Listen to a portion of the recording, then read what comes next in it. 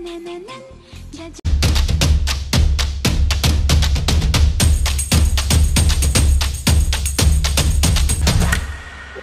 ayun mga bangos, naka-permanently ban na yung TikTok ko, kaya nakalungkot ko ngayon. Kaya naman, nilabas ako nila Sophia at ni Ate Aya, nilaya nila akong lumabas.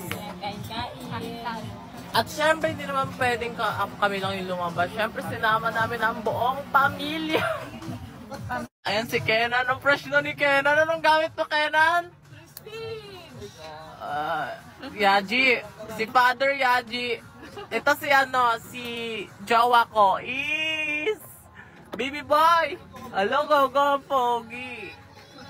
Ayan si Tita, thank you. Ayan si Sabi. Ang laki na ng tiyan ni Sabi. Ben, laki na ng tiyan ni Sabi. Tignan mo. Hala, grabe, nagulat kami. Yun guys, follow nyo na yung bagong account ni Riri kasi dito na siya mag-update. Ayun guys, follow nyo yung bagong account ni Riri para naman may magkaroon siya ng followers ulit. Ma-retrieve nyo yung bagong. Yay! Thank you guys. I'm crying right now. Thank you everyone. Thank you Sophia. Yes, we're here for you. Don't be depressed. Don't be sad. Don't be stressed. I'm not depressed. Maangas ako.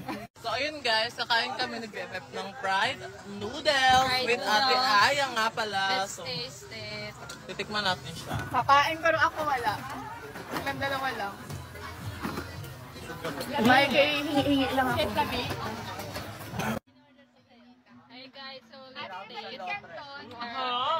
Dried noodles. Pingi. Order na lang dito.